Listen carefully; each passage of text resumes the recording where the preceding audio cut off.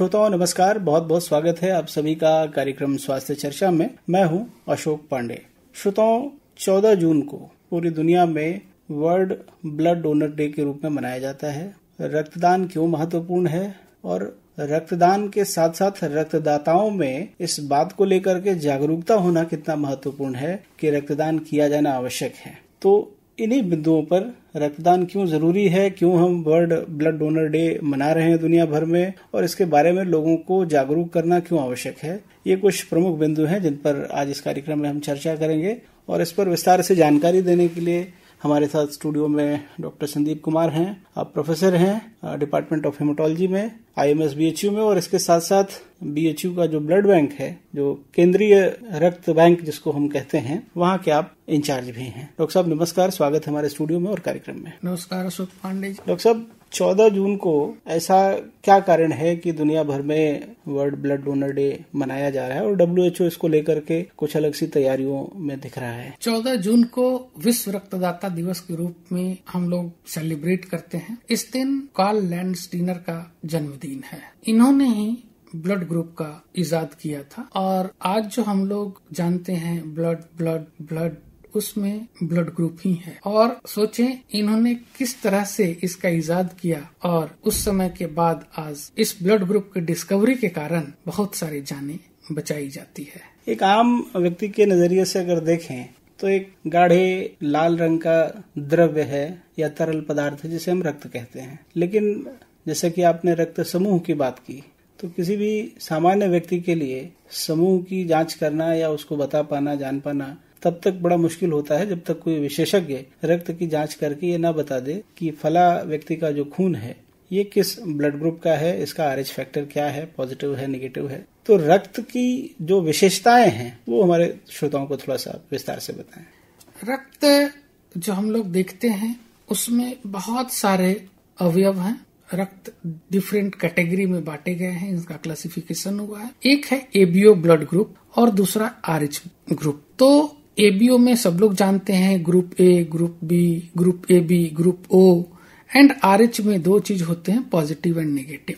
इसमें जो हम लोग पॉजिटिव और नेगेटिव की जो बात करते हैं वो RHD एंटीजन की बात करते हैं। जिसमें RHD एंटीजन होता है उनमें बोलते हैं ये पॉजिटिव है, जिनमें नहीं होता उनमें बोलते हैं ये नेगेटिव है। और भी अलग तरह के ब्लड ग्रुप हैं जैसे केल, डफी, MNS, बहुत तरह के ब्लड ग्रुप हैं। लेकिन जो हमारे स्वास्थ्य में यूज किए जाते हैं वो ABO and RH blood group, क्योंकि ये बहुत ज्यादा इम्यूनोजेनिक है। दूसरे ग्रुप का ब्लड केल, डफी, MNS आदि सिस्टम में अगर लग गई तो हो सकता है कोई दिक्कत नहीं हो, लेकिन अगर ABO इनकम्पेटिबिलिटी हुई तो उसमें रेसिपिएंट को, जिसमें ब्लड चढ़ रही है, उनको बहुत ही दिक्कत होती है। रक्तदान दिवस की जब हम बात करते हैं तो हम बड़ा बढ़ चढ़ करके लोगों को जागरूक करते हैं कि भाई रक्तदान करना चाहिए, इससे लोगों की जान बचाने में हमें मदद मिलती है। पर ये जागरूकता का स्तर कैसे बढ़ाया जाए कि लोग रक्तदान करने के लिए रक्तदाता बनना स्वीकार करें? इस दिन के मनाने के पीछे का जो WHO का उद्देश्य है वो क्या है? देखिए, सबसे बड़ी चीज है कि हम लोग अगर ब्लड बैंक और ब्लड कलेक्शन सिस्टम को देखें, हिस्ट्री इसकी, तो पहले ये कांच की बोतल में आती थी, जो लोग चाहे जितने बार चाहे कहीं भी जाकर वो दे दे।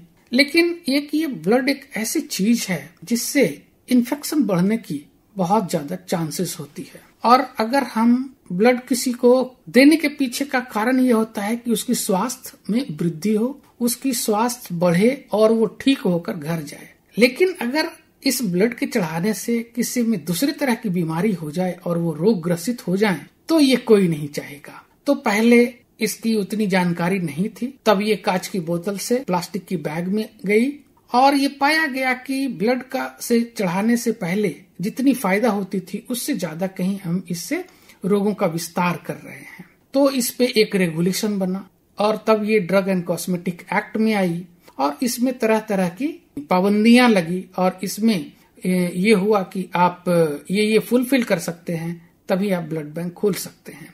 और तब से ये अब तक एक रेगुलेशन के अंडर में आया। और सबसे बड़ी चीज है कि आप अगर स्वस्थ हैं तो आपका ब्लड स्वस्थ होगा। अगर आप स्वस्थ नहीं हैं तो आपका ब्लड भी स्वस्थ नहीं होगा, और अस्वस्थ ब्लड एक अस्वस्थ आदमी को देंगे तो उनको स्वस्थ नहीं कर सकता है। तो आप ये जाने कि अगर मैं स्वेच्छा से किन्हीं के लिए ब्लड डोनेट करने जा रहा हूँ, इसका मतलब है कि मैं पूरी तरह से स्वस्थ हूँ, और इसके पीछे कोई कारण नहीं है। एक ही कारण है कि मैं अगर ब्लड डोनेट करूंगा तो मेरे को खुशी होगी, क्योंकि इससे जिन लोगों के शरीर में भी ये जाएगा उनको वो स्वस्थ करेगा और उनको जीवन देगा। तो किसी को आप जीवन दे रहे हैं तो ये बहुत खुशी की बात है। तो जहां तक आपने ये क्वेश्चन किया था कि WHO ने वॉलंटरी ब्लड डोनेशन के लिए क्यों इतना अवेयरनेस चला रहा है, अवेयरनेस इसलिए चलाई जा रही है कि ब्लड कोई फैक्ट्री में बन नहीं सकता, तो ब्लड जो है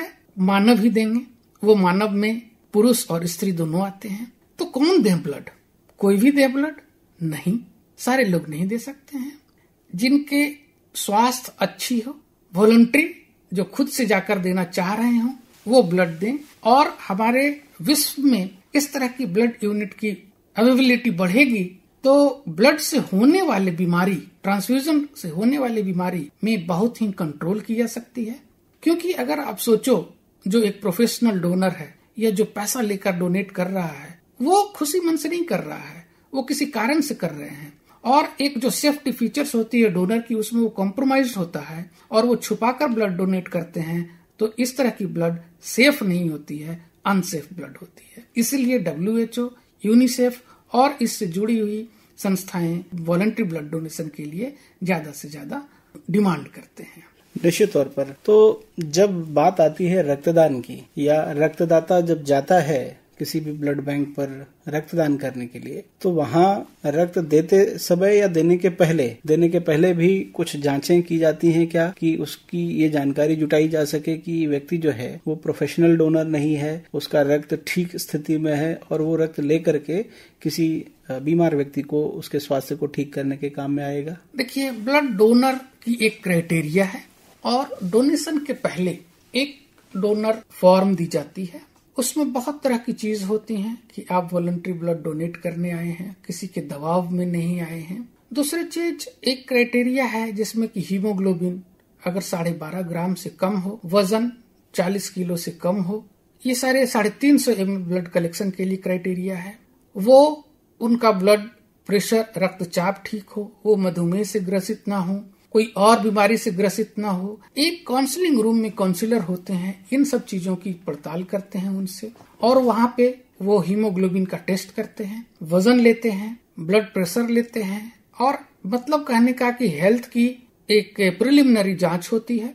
अगर वो इन सब चीजों में क्वालिफाई करते हैं तो वो एक डोनर है। प्लस साथ में एक हिस्ट्री भी ली जाती है, पिछली हिस्ट्री, पहले की हिस्ट्री, कि उनको फीवर आई है कि नहीं, डेंगू हुआ है कभी कि नहीं, या कोई और इन्फेक्शियस डिजीज उनको हुआ है कि नहीं, कोई वैक्सीन रिसेंट में लिए हों या कोई अलग तरह के दवा। तो इन सारी चीजों को देखने के बाद ये डिसाइड किया जाता है कि ये जो फला व्यक्ति ब्लड डोनेट करने आए हैं, दान करने आए हैं, तो उनकी ब्लड ली जाए या नहीं। तो ये सारी चीजें कंफर्म होने के बाद ही उनको अलाउ की जाती है कि आप ब्लड देने लायक हैं या नहीं। दुनिया भर में अगर देखा जाए डॉक्टर साहब, जो रक्तदाता है और जिन लोगों को रक्त की आवश्यकता है, इन दोनों के बीच का जो अंतर है वो कितना बड़ा है, और क्या जिस मात्रा में दुनिया भर में लोगों को रक्त की आवश्यकता है उतनी मात्रा में रक्त की उपलब्धता हम उन लोगों को मुहैया करवा पाते हैं? देखिए, हमारा भारत सरकार का ये एक मिशन है कि भारत में जितनी भी ब्लड की रिक्वायरमेंट हो वो वॉलंटरी डोनर के बदौलत हो। मतलब कि कोई व्यक्ति अस्पताल में भर्ती है, मरीज, और उनको रक्त या उनके किसी अवयव की जरूरत पड़ी तो उनको डोनर ढूंढने की आवश्यकता न पड़े। सरकार इस पहल में बहुत काम कर रही है और अलग अलग तरह के सहयोगी संस्था भी इसके साथ जुड़े हुए हैं, और वो भी वॉलंटरी ब्लड डोनेशन की मुहिम चला रहे हैं। और आप भी इस मुहिम में साथ हो, हमारे आकाशवाणी भी एक मुहिम चलाते रहती है। तो इस तरह से लोगों में सबसे बड़ी जो दिक्कत है वो दिक्कत होती है डर की, कि मैं ब्लड दूंगा तो डर हो, ये हो जाएगा। तो आपका जो प्रश्न था कि जो रिक्वायरमेंट और अवेलेबिलिटी की जो गैप है, वो गैप अभी भी बहुत ज्यादा है। रिक्वायरमेंट तो पूरी हो जाती है, लेकिन वो उसके लिए रिप्लेसमेंट की जरूरत होती है, और यही रिप्लेसमेंट रिक्वायरमेंट को हम लोग को 0 करना है, और इसमें सभी की सहयोग की जरूरत है। डॉक्टर साहब, हर वर्ष WHO जब भी रक्तदाता दिवस का आयोजन करता है तो कुछ न कुछ एक विशेष थीम लेकर के चलता है, तो इस वर्ष का थीम क्या है? हमारे श्रोताओं को थोड़ा सा इस बारे में बताएं। इसमें है give blood give hope together we save life. तो इसमें आप देख रहे हैं ब्लड दें, लोगों में जीने की आशा को जगाएं और हम लोग साथ मिलकर इसको आगे बढ़ाएं। इससे एक मुहिम की तरह लेकर चलें जिससे कि रक्त और उसके अवयव की कमी किसी को न पड़े। एक सामान्य सा प्रश्न है डॉक्टर साहब, जब कोई एक व्यक्ति रक्तदान करता है तो कितनी मात्रा में उसका रक्त लिया जाता है और उस एक व्यक्ति के रक्तदान से कितने लोगों को लाभ पहुंचाया जा सकता है? देखिए, रक्तदान 2 वॉल्यूम में की जाती है। एक में 350 ml 350 मिलीग्राम रक्त ली जाती है डोनर के शरीर से, और दूसरे में 450 ml ली जाती है। तो जो 40 kg से ऊपर है उनको 350 के लिए, और जो 50 से ऊपर होते हैं उनमें 450 ml के लिए करते हैं। तो ये जो आपका ब्लड कलेक्शन है और कलेक्शन ऑफ वॉल्यूम जो है वो वेट पे डिपेंड करता है। सामान्यतः 99% जो कलेक्शन होता है उसमें 350 ml डोनर से ली जाती है।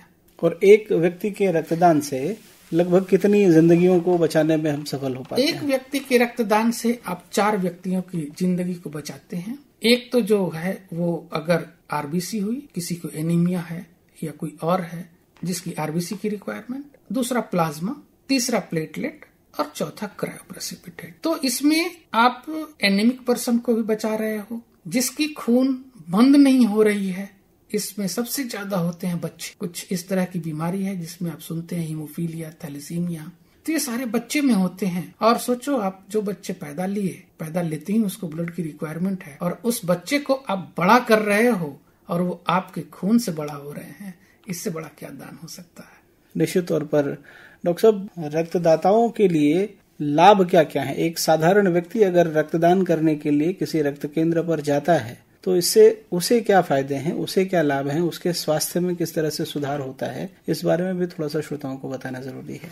मैं इसको एक उदाहरण के रूप में बताता हूँ। जैसे कोई आदमी काम करता है तो उससे थकता नहीं है, काम करके थकता नहीं है, लेकिन आप दिन भर बैठे रहेंगे तो शाम को बहुत ज्यादा थकान महसूस होती है। तो आप बिना काम किए बहुत ज्यादा थक जाते हो और काम करके उसके तुलना में कम थकान महसूस होती है। इसको इसी प्रकार से लें, हमारे शरीर में जो रक्त और उसके अवयव बनते हैं वो बोन मैरो में बनते हैं। अगर आप बोन मैरो से काम ज्यादा लोगे तो आपके शरीर में फ्रेश ब्लड सर्कुलेट करेगा, फ्रेश आरबीसी सर्कुलेट करेंगे। तो अगर आप एक निश्चित अवधि में जैसे कि आप 3 महीने में ब्लड दे रहे हो, तो 3 महीने में आप ब्लड दिए, अपने शरीर से बाहर निकाले, तो एक स्टिमुलस जाता है बोन मैरो में कि आप ब्लड और बनाओ, आरबीसी और बनाओ, प्लेटलेट और बनाओ। तो आपके शरीर में फ्रेश अवयवों का सर्कुलेशन होता है, और जब फ्रेश अवयवों का सर्कुलेशन होता है